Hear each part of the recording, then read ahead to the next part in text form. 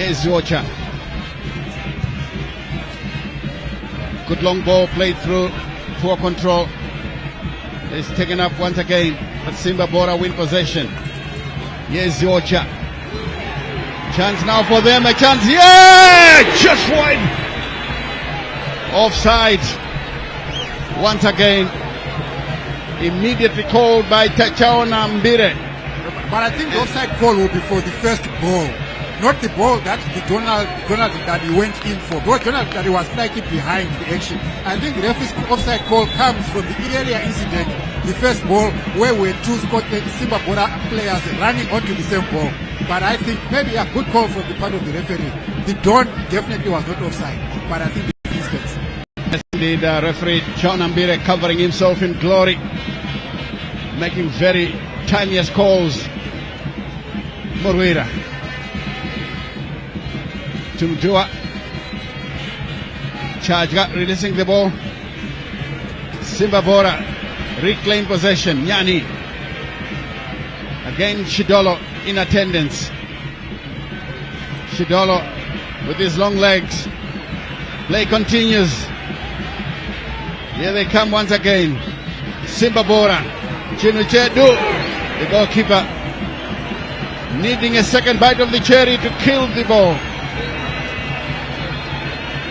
Nelson Chajga lived it with his defenders and Chandra Indiraya. And Nelson Chajga must watch the seconds. Remember, there's now the 8-second rule, so you need to watch himself. But I thought, well, I'm not saying he spent more than 8 seconds, but I'm just saying, as a point of reflection, goalkeepers must be aware that they will start being timed by the referee. Yes, indeed, a chance here now from Sona, but poor pass. And it's picked up on the near side. Sebe, good cross, but good header from Boyd Matukure. Out of play. Here is the effort spilled by the goalkeeper, but manages to smother the effort on the second attempt. Nelson Chajga. That was a good shot. It was a very good shot. Maybe from Joel Waka is shoot on sight, because the number of shots that we've seen from Simba Bhora are now countless, and they will outrun them to be benefiting from those shots. So the shoot on sight policy seems to be paying. Here comes the shot. Another close clearance there by Simba Bhora. Shidolo. And this one rolls to the near side. And a goal kick has been given. William Tole being asked to recheck the kick. Sure, it was still rolling. That's why the ref decided that it should be retaken. Updates from other centers tell me is that FC Platinum are now leading by 1-0 over Highlanders, while Chicken Inn have doubled their lead. It's now 2-0 over Kwekwe United, and similarly Ngezi Platinum have doubled their lead over the host team ZPC Kariba. So it's ZPC Kariba 0, Ngezi Platinum 2. Ngezi Platinum inching closer and closer to the top, and making some teams very uncomfortable at the apex of the log. Shidolo fighting for possession. He's fouled. The free kick has been awarded.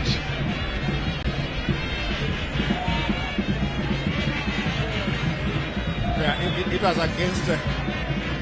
It was against Shidolo. Shidolo Gravenberch. You might call him that. Because if you look at the number of moves that he has pulled, he's definitely a follower of Ryan Gravenberch of Liverpool.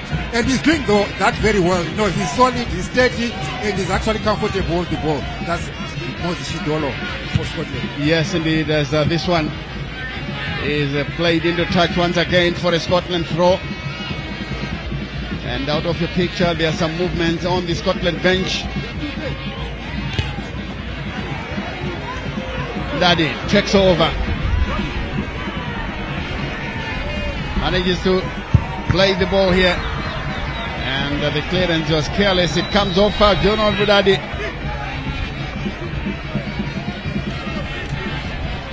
Shidolo. Long ball through. Headed away And it comes back to Murwira.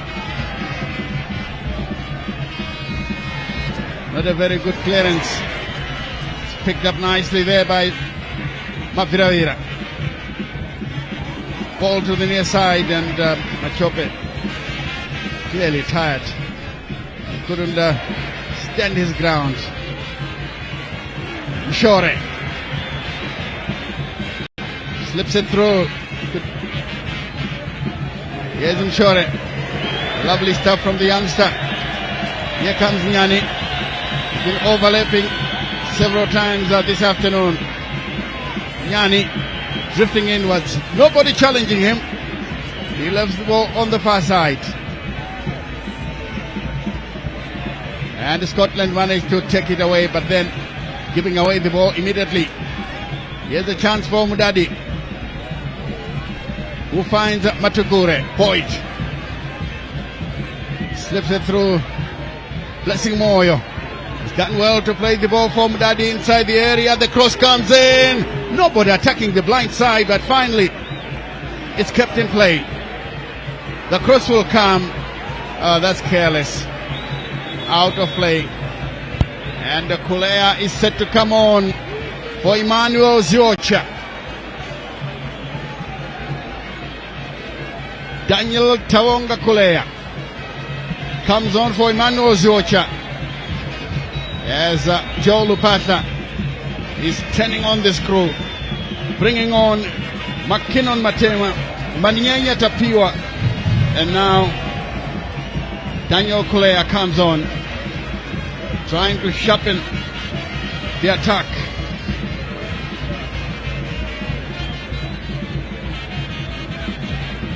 There's a Tapiwa Manyanya Kulea rather. The man who came on for Ziocha.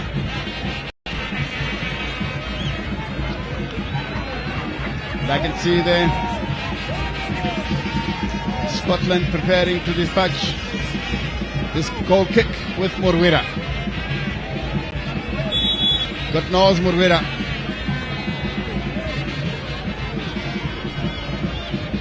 And of course some people still with some high risk maneuvers in a desperate bid to watch proceedings here at Wazanai Stadium.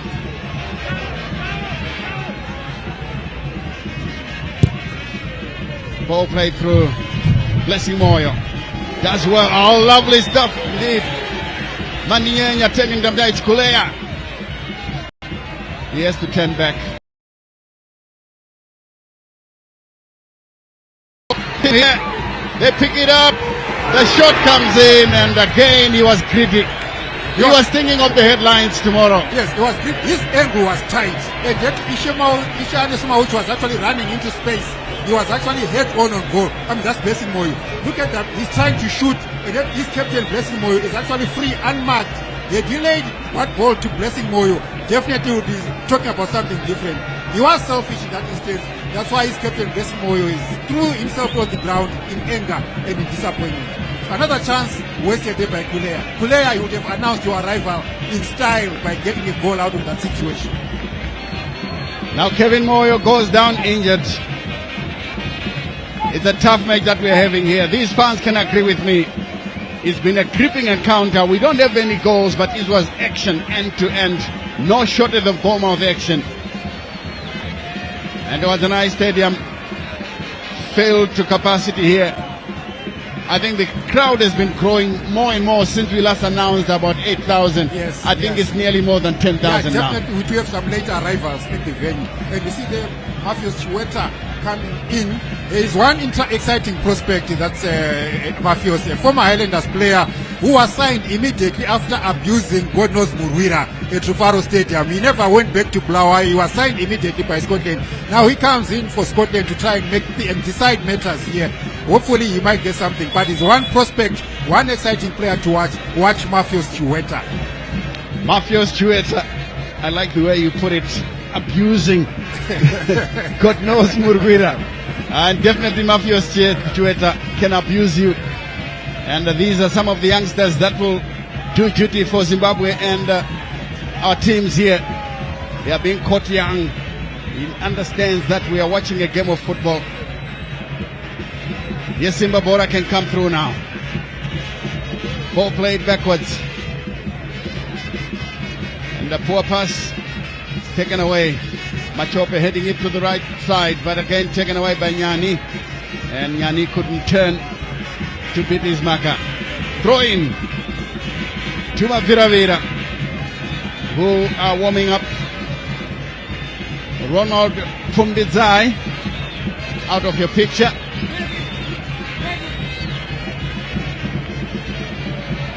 And it looks like they would like to see some overlapping runs from the left-hand side to try and emulate what Nyani is doing. This one is taken away. Shidolo. The shot by Machope goes wide. He shoots on sight. Michael Tapera is another who could be coming on. Michael Tapera, just number 7, and the other one is Ronald Fumbizai. And Michael Tapera is the one who scored a double for Scotland in the return fixture when Scotland beat Simba Bhora by 2 goals to 0. With the late goals coming from substitute Tapera. Will he repeat the same script? Maybe, maybe not. But he might give us something out of this game. That is Tapera. Yes, Michael Tapera can be a handful on his day. And they are pulling out jersey number 24 for Simba Bhora. And that is Kevin Moyo, injured. And then Timon Machope comes off. And the defender is coming in. You better help me and the viewers to understand that Tondera is thinking in this instance. He has taken out 2 strikers and in comes 2 defenders. What is he trying to do? Yeah, I think maybe Coach Tondera will say, I would rather not lose this game. Let's get a point away from home and we go home. But if you look at it now, Timon Machope has been a prolific goal scorer. Right now, this is the only game that Timon Machope walks off the pitch without scoring a goal. But look, maybe a point on the run by Tondera will be good. But Simba Bhora, if it remains like this, will also be equally happy because they are not dethroned. They still maintain the same number of points difference between themselves and the Scotland. 2 points it will be. 2 points if it will continue. Yes, 2 points difference will continue as the games are going down. After this, it will be 3. The cross inside the area. Simba Bhora cannot penetrate on that occasion. Here comes Jukamanja. The Zimbabwe international came back from South Africa playing for Orlando Pirates. Now doing duty for Viravira. God knows Murwira. Not a very good pass. Picked up on the far side. Murwira standing firm. Taking too long with the ball, and here comes now a chance. Yeah. Poor pass. Poor service is what is costing these 2 teams. And ultimately, the same goes for Zimbabwe. We do have some very good strikers, but the service is poor. Yeah, and I'm wondering why they don't decided to lift that ball. I thought a grounder that is threaded through the legs would have actually been more helpful and more productive. But they don't lift the ball up, and which was going to be difficult because there was no area. There wasn't even much space to work with if it's a lobbed ball into the box, because already you would have arrived at the goalkeeper's area. Boyd Matukure brought down. What a defender he is. Blessing Moyo. Looking for Mandienya, but this one is taken away. Comes back to Blessing Moyo. Moyo slips it through. Tapio Mandienya trying to turn away from his marker, but fails. And this one goes out of play. JL Joel Lupasa played for Highlanders. Went to Cyprus with a prominent member of the Zimbabwe national team.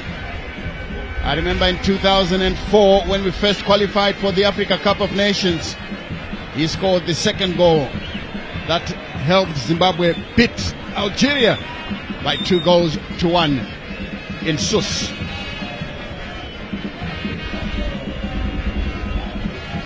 Throw in for Simba Bhora, Chinu Chedu. The crowd has been singing throughout. Boyd's effort is countered and is played into touch. Throw in for Simba Bhora. Blessing Moyo, the captain, prepares to take it.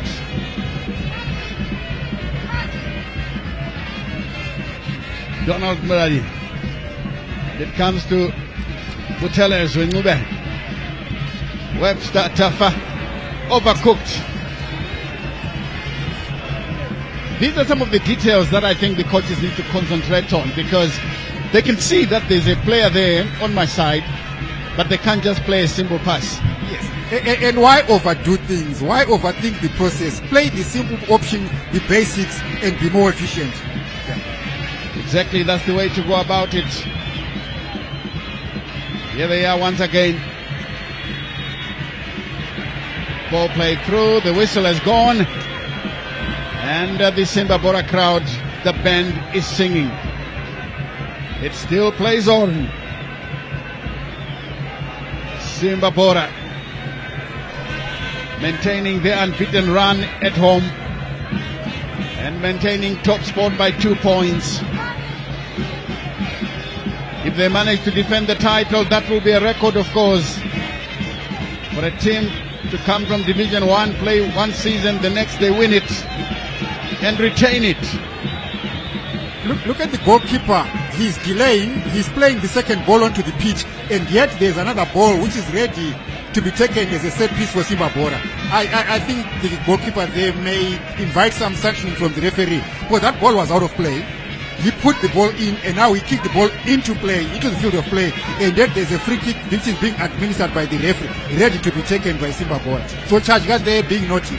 And I hope that Tendai Branya has seen these things as the ball comes into the area. The header back again, and the goalkeeper does well to turn it for a corner, but I think near side assistant ref had his flag up. And the fourth match official, Thomas Kusosa, says 2 minutes. It's Owen Manenda. 2 minutes of additional time here at Watanai Stadium, after which it will be a draw. And Tapera being brought down by Boyd Matukure. Very clever chap indeed. He went straight to the referee to apologize. And Scotland players are appealing to the referee to give him a yellow card, because that was on a counter, which is also going to remind us of how Scotland scored their 2 goals in the reverse encounter. It was on seeming on counter attacks. Look at that chip there from Tapera. He had set off on his bike, ready to go, and then he was impeded in the process. Yeah, Tapera can be very difficult to mark on counter attacks. He has got the pace and strength to penetrate. That was Butolezwe with a yellow card. Mauchi clearing the danger, and referee had a part in it, but play continues. This is a good looking cross. William Tole takes it away. Michael Tapera. Zukamanja. It's a Zukamanja, in fact, who headed the ball. These are his moments. He knows exactly where to be. Let's take a second look. It was Zukamanja. Tapera came in late, but the goalkeeper did very well. But also need to speak of the cross that was sent in there. It was a beautiful, inviting cross for a good striker like Zukamanja to benefit from. So Simba Bhora will be lucky to survive that one. Here they come now with Butelezwe Mube. The ball is taken away, and the referee blows to end the match here at Watanai Stadium. And you can hear in the background the Simba Bhora fans celebrating. I think it's celebrating the fact that we have kept a clean sheet. We haven't lost at home. Yes, their home record remains intact, and their log position remains intact. The same number of points that the difference in number of points with the second place team, Scotland, maintains. So Scotland, yes, will be disappointed, but they will be happy that they got the draw, but disappointed that they didn't get the full points. So in this contest, Simba Bhora, the home team, are happy with the current state of affairs. Nothing changes, but Coach Tonda Njiraya would want to have collected all the 3 points out of this game and cut the lead, or in fact, and actually go 1 point up above Simba Bhora. But as it is, it remains as you were before kickoff. What it also means is Taiman Mochope, who has been scoring goals for fun, walks out of this game without scoring a goal, which is unlike him. At the same time, Simba Bhora are also protecting their home turf. And also interesting to note is that from other centers, the relegation battle will still continue. Last time we had Manika Diamond had actually taken a lead over Green Fuel and making the relegation matrix even more interesting because Chicken Inn were leading 2-0 over Kwekwe United, and similarly ZPC Kariba were trailing by Another interesting encounter was playing out at Mandawa Stadium, where FC Platinum were leading Highlanders by 1-0. What it means now is that the log table still remains undecided after match day 28 of 34 games, and the crowd here at Wazanai Stadium actually came in. They sang on behalf of their respective teams, although their teams did not get anything. But the crowd was actually something that could remind us of our yesteryear days, where we used to see such good crowds coming in onto the stadium.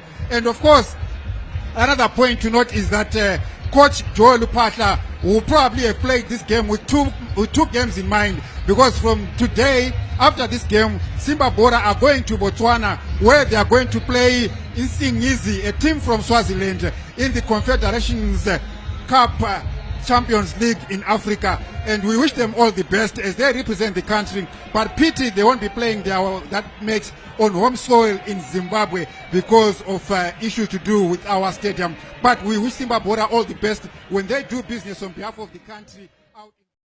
They remain the dark horses.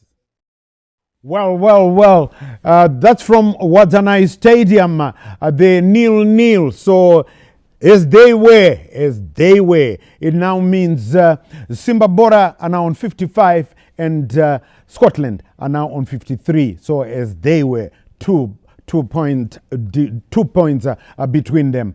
And the dark horses remain Ngezi Platinum and Moz, who have we had with just about a minute or so to go. Ngezi Platinum doubled their lead over ZPC Kariba 2-0 at Nyamunga, and Moz just taken a 1-0 lead at Ascot Stadium over Tel 1. So they go, both of them, on 49. Still some way behind Simba Bhora in Scotland, but they remain the dark horses. The last we heard also from Rufaro Stadium, it was still 0-0, Rentals and Caps United, and not looking good for Boys Zenaro Green Fuel, because with a minute to go, Manika Diamonds were leading them by 2-0, and not looking good for the Miracle Boys at their own Heart Stadium, going down 1-0 to Bikita Minerals. So listen, it's looking grey for most teams from number 9 to downwards, because the last we had at Mandava Stadium, Highlanders were trailing.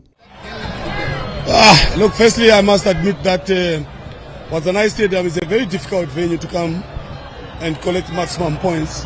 That I know for sure. I worked here before. Last year I was here, but one. Yeah, so for us to come here and get a point, especially after the international break, where you'd probably think that the players will lose their way and continue on a bad page. I must applaud the boys for the work they've done today. This was a very difficult game. I think two sides which are really doing well in the league, meeting, and then you come here and get a point. And for us, I mean, it's a plus on our side. And then, do you think about the goal I was about to ask? Well, do you think that it went in? Yeah, from where I was sitting, I thought it went in, but the first assistant had a better view, I think. But I thought that ball went in, and it was supposed to be a goal for us. But look, we don't make decisions. We take a point back home and focus on our next match, which is Chibugu Cup against Islanders on Sunday. Thank you very much, coach, and better luck next time.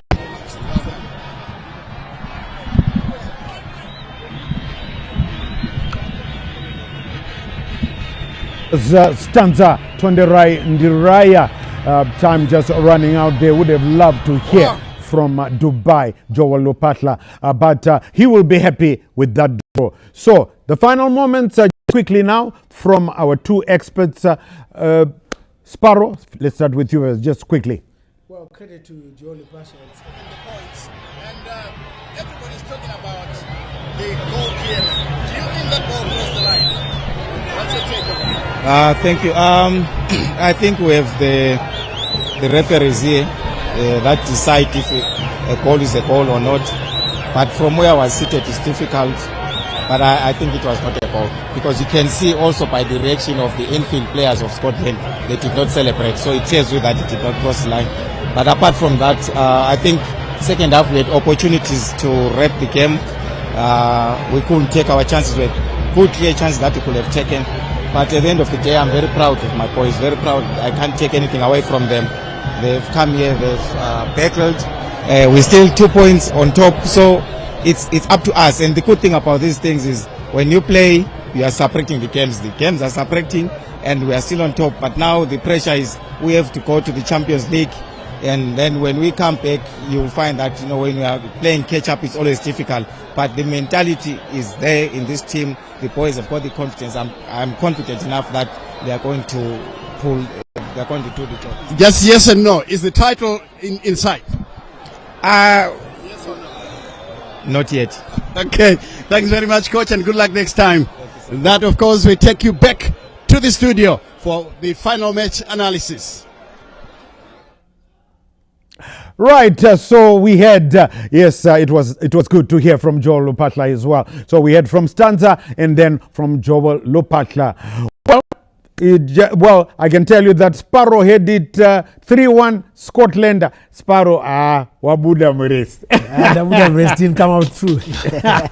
And then Uche had 1-0 for Simba Bhora. Uche, Chibans, no Chibans. 50% 0 for Scotland.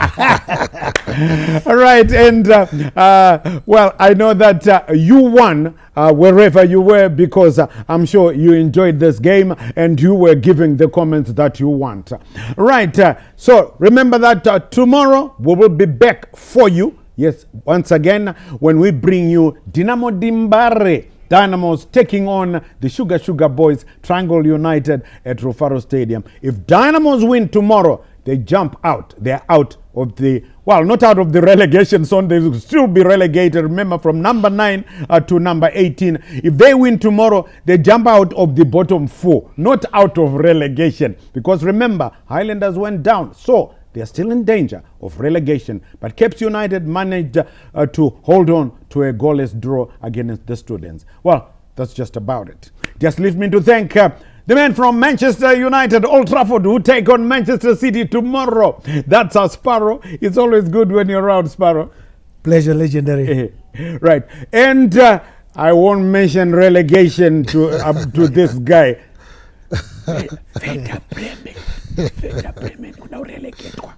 Right, Uche, Mundava, thanks so much. My pleasure. It's always good when you're around. Right, and many thanks to you, because you are number one. You make these shows what they are. Do enjoy the rest of your viewing here on ZBC TV. From everybody from the ZBC TV sports crew behind the scenes, fronted by our producers, Bevan Shinurai, Stuart Shoriwa, Tinashe Manyoni, and Gina Gwanzura. Yes, we say, remember to take care of your loved ones and each other. I'm Charles, CNN Mabika. Until we meet again, it's bye-bye for now.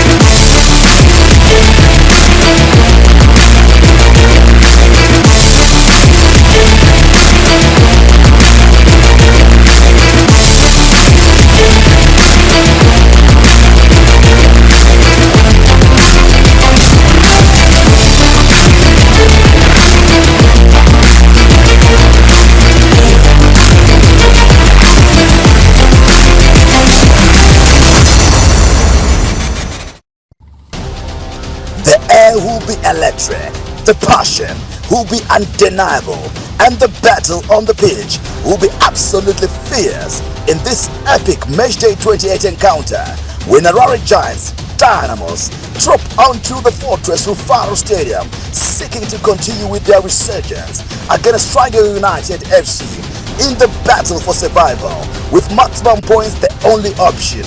Catch all the action on ZBC TV at 1500 hours, live from Rufaro Stadium this Sunday.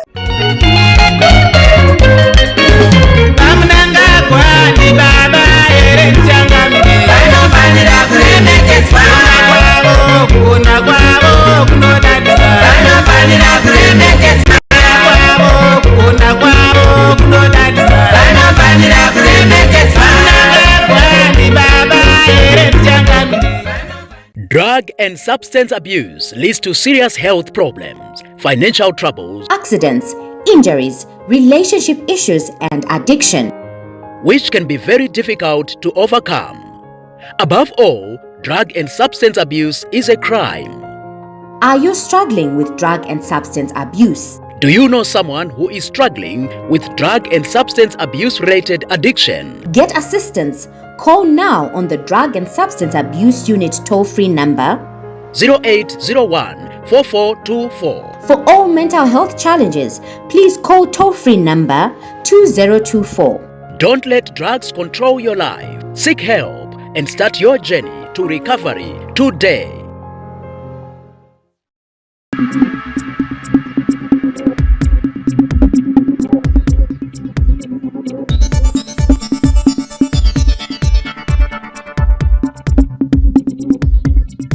Hello and welcome to Focus 54, your real guide to real African news. I'm your host, Prudence Mutimbanyoka, and today we are going to join Commissioner Mkanana at the Zimbabwe Gender Commission in Harare to discuss the recently held 7th African Women's Leaders Network Intergenerational Retreat in the capital.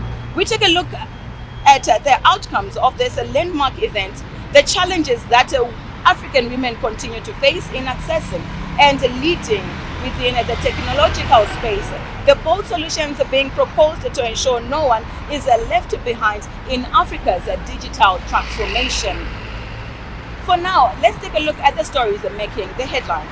We start off with Kenya, where Kenyan President William Ruto presided over the signing of a landmark cooperation chains. The initiatives aimed to convert Africa's renewable energy potential into actual industrial growth. And in Ethiopia, the Grand Ethiopian Renaissance, the Blue Nile River, this Tuesday. The $5 billion project was funded by the state with domestic resources and reportedly has a capacity of 5.150 megawatts, equivalent to 3 medium-sized nuclear power plants, and enough to double Ethiopia's electricity output. The new dam allows Addis Ababa to circumvent the 1929 Anglo-Egyptian treaty, which granted Egypt an 80% share of the Nile's water and veto power over its use.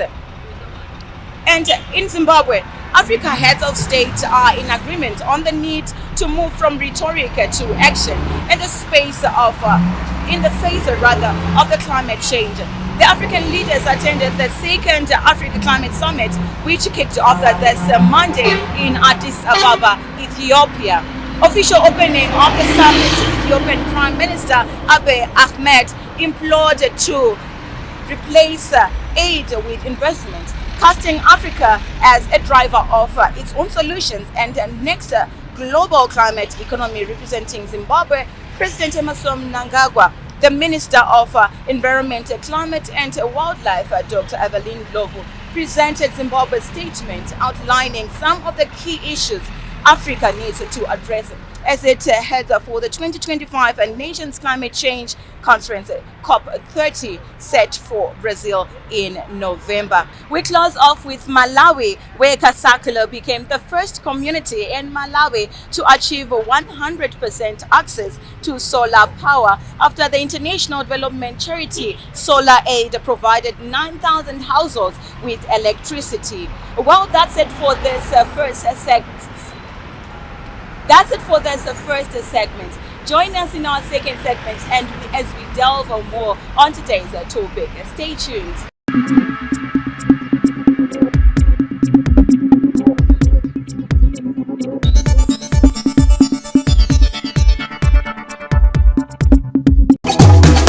risati ratikukuriko kwedza kudzalanja ateirarira zveru risati rarira tichiri kuamba mugowamwo teikonya sanganai kumbanai 2025 World Tourism Expo mwamutare tiri kuti ngatidhibane masaye beach bar tourism jamboree kunenge kweichaiwe midlalo yeshowa zveru takufuti ball beach volleyball nezvimweni zvakahlamburuka yaambo. Oho, haukotoki wakabate nyara kuchahwinwa vanenge vachaya kobuda vachakotoke kanyi vakakukuchira wasweruwo usiku wakona maigani ngazi inenge ite kurumba kujalanja kugurebhada hambai tojalanja pasaye beach bash mwananzara hambai mwana weshe ngwe uzvikabati ngwe. Brought to you by the Office of the President and Cabinet.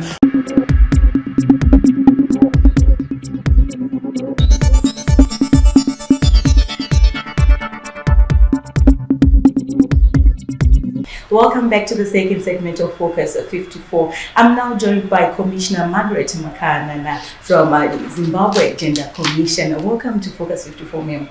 Thank you.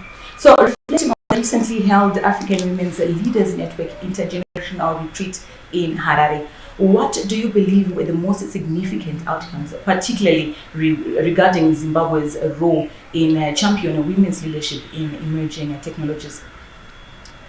There were quite a number of notable achievements out of this important intergenerational dialogue. One of them was that there was consensus which was reached in accelerating women's leadership in leveraging emerging technologies to drive Africa's development. It was also an intergenerational dialogue where there was fostering of cross-generational dialogue, tackling gender-based violence, women's economic participation, and women's political participation. And also, there were action plans that were adopted, which were to address the emerging challenges affecting women's leadership in Africa, aligning Africa's Agenda 2063 with the UN's agenda.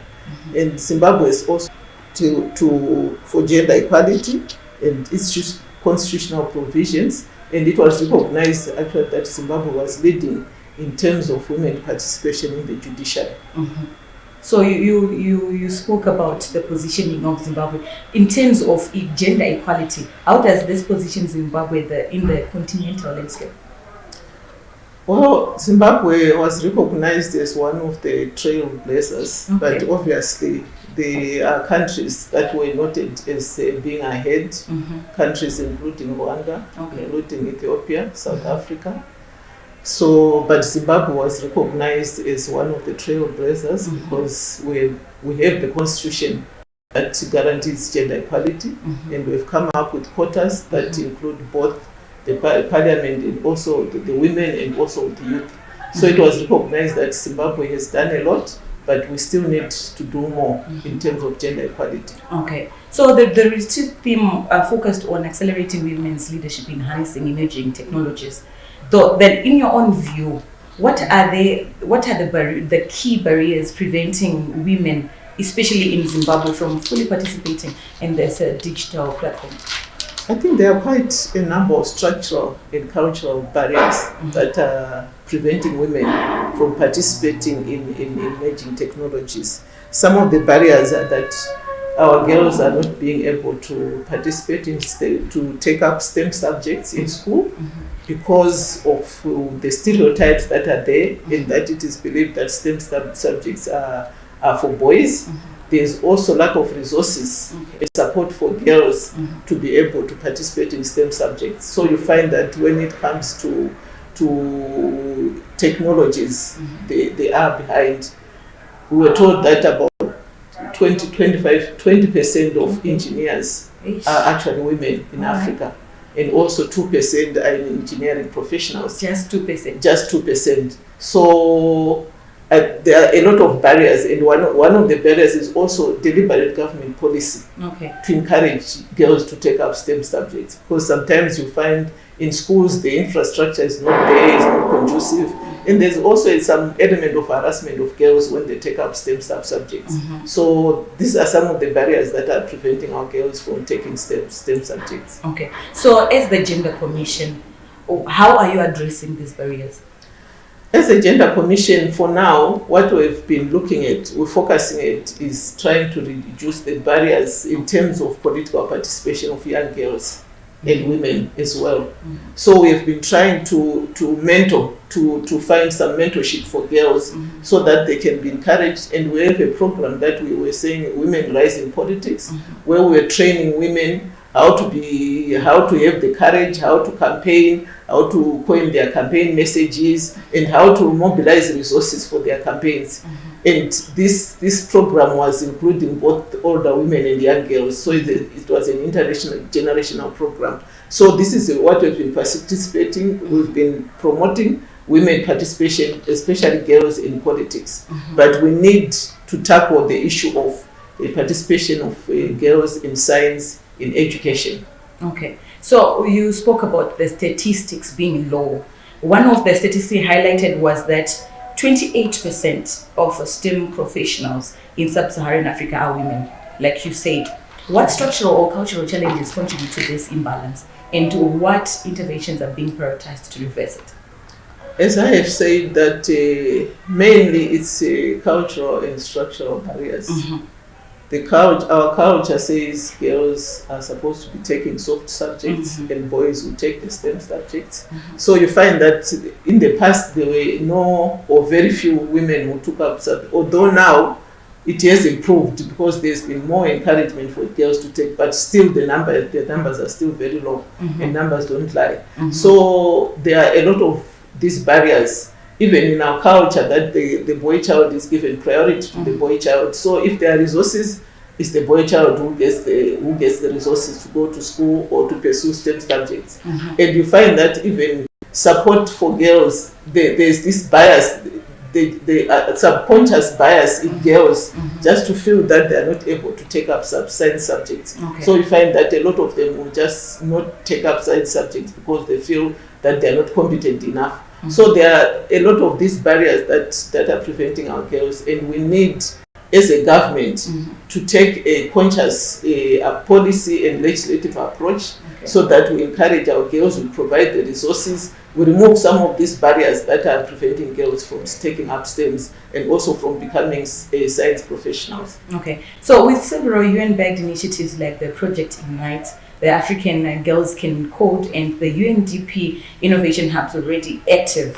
how's the Gender Commission collaborating with these partners to scale up impact in the community level? The doing the commission is that we've been collaborating particularly with the UN Women and UNDP. The program that I talked about in Women Rise in Politics has been supported through UN Women and UNDP to try to make sure that girls, they have the confidence, women have the confidence that they can take up these political positions.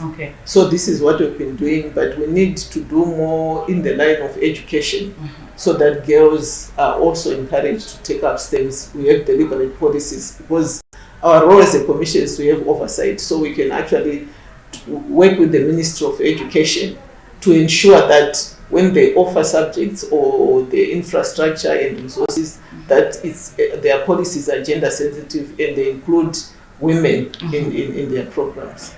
So talking about the Just Ended retreat, it emphasized the need for intergenerational mentorship and inclusive leadership. How is Zimbabwe ensuring that younger women and girls are not only inspired by meaningful, but meaningfully included in the decision-making spaces, especially in technology and politics and entrepreneurship? Yes, we as a country, we need to come up with I know we have a forward-looking constitution that ensures that there is equality between men and women, between boys and girls, but I don't think it is enough. I think we need to do more deliberate actions to make sure that this happens, like in our national development strategy. I know the issue of gender has been included in terms of women's participation. Even our gender policy, it talks about women's participation in ICT education and also in participating in technologies. Also the issue of women care work, because a lot of women are involved in care work, unpaid care work, domestic work, and that prevents them from doing other development issues. So our policy says that women should actually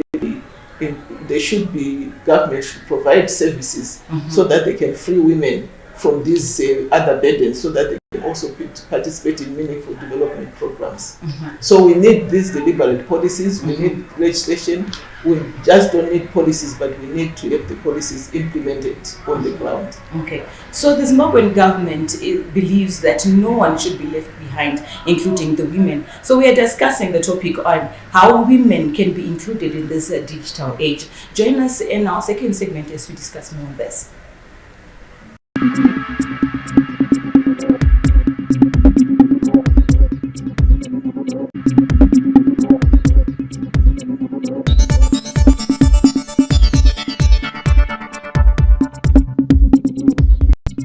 Welcome back to our third and final segment of Focus 54, where we are discussing the women's participation in the digital age. Well, ma'am, His Excellency Kalon called for a multi-sectoral approach involving government, the private sector, civil society, and the media. From your perspective, which of these sectors needs to do more, and what practical steps should they take to support women-led innovation in Zimbabwe and the region as a whole? I believe the private sector has a big role to play, particularly in providing resources. Resources for women to participate, resources for mentorship of women, like preparing women for board appointments. So the private sector has a role to play. The government should provide the relevant enabling policies to enable women gender mainstreaming and also to enable women to be able to participate equally with men in all spheres of the economy and in political participation. And also the civil society should actually amplify women's voices, particularly communities, so that the women's voices are heard, and also to mentor the women so that they can also be able to have the confidence to participate. Are there mentorship programs that those women listening to this can join? The mentorship program that we had as a commission was the Women Rise in Politics, where we are identifying women who have made it in politics and then linking them with those new women who wanted to come into politics so that they could be mentored over time before every elections. And we are going to continue with this program where we are going to allow those women in position or those role models to be able to mentor the others so that they can also participate. And do you have other maybe plans in the future for other sectors? Oh yeah, we do have, particularly in the education sector. Because I think one of the issues is the barriers is that there's a lack of role models of women who have made it in the technology ICT sector. So we need to work with the media. We also need to work with the education sector so that we role model those women so that they can inspire the young women to also be able to go into those areas. Okay. So Vice President Chiwenga, who was the guest of honor at the retreat event, described leadership as grounded on resilience, accountability, and integrity. And he emphasized that true leadership is about service, not power, and that gender equality requires men and boys to be allies in the struggle. How is Zimbabwe integrating these principles of resilience in the face of systematic changes and ethical leadership rooted in service, as well as inclusive engagement of men in the implementation of its new gender policy, particularly in the context of the digital transformation and emerging technologies? Well, I recall that Honorable Chiwenga was responding to a question that was asked by one of the African youth to say, as a leader yourself, what advice can you give us as leaders? And this is when he talked about resilience. He was saying, leaders, you need resilience. You need to be a servant leader. You need to be accountable. So I think this is obvious that leadership, you need that to be a leader. You need resilience, you need accountability, you need to be a servant leader, you need to serve the people. So this is the message that was being given to the young people, to say, if you want to lead, you don't expect that everything will come on a silver platter. There are a lot of problems, but that should not stop you from forging ahead with what you want to do. So you need resilience, and also you need to be accountable to the people whom you serve. And you also have to be a servant leadership, which has been mentioned by our current president to say is a servant leader. So this is what is very important for the young people if they want to go into leadership, that they need these qualities to be able to. And in Zimbabwe, I think this has been demonstrated in the leadership, and having this coming from the highest level of government, I think this is very encouraging. So, just out of interest, we know most of the women leaders are known to be suppressing other women. What's your take on that? Well, I think it's an unfortunate perception, if I may call. I think there are very few women leaders, and I think women normally are judged more harshly than men. I think there are men who may even be worse than women, but because they are men, they are not judged harshly. But for a woman, for you to achieve the same level as men, you have to do 10 times as much. So you find that even if sometimes you hear people saying, those people who are women are in parliament, they are not educated, but no one looks at the education qualifications of the men in parliament. So I think those are some of the stereotypes that are there. And also to say women don't support each other. I think it's some stereotypes, because we've actually done a research in the last election as a gender commission, asking the candidates who had won to say, the people who supported you, were they more of men or women? And every one of them, they said they were supported more by women. And then you wonder, when you hear people that women don't support each other. And also the issue of socialization is also an issue. People don't take cognizance of that women are socialized in a certain way that they believe that men should lead. So you find that socialization has to be dealt with at a very young age for us to get into that quandary. Yes. Speaking about those stereotypes, ma'am, maybe we can delve deeper into that. Most women are said to be leaders. Yes, that 2% we're talking about in the region. But are they really leadership positions, or that's just trophies to just display that women are become called leaders? Yeah, it's a question of what I always call, are we looking at bodies, or are we looking at people who really contribute? It's the same thing as the quota system. That's why the Gender Commission were opposed to the quota system, because the quota system brings women who, because you don't have to contest, you just bring women for the numbers in parliament. But in terms of participating and contribution and the quality of contributions, it doesn't address that. So we feel that it's not about bodies, it's not about just a woman representing, and some women are not even gender sensitive for that matter. So it's not just about the woman representing, but I think it's the quality. And those people need to be trained, and they need to know, to appreciate the issues, especially of gender, so that they can be able to represent women more. So finally, what message would you give to young women watching this program, those with dreams of leading in technology, business, politics, or civil society, especially in rural and underserved areas of Zimbabwe? The message I would like to bring to young women is that you should follow your dreams.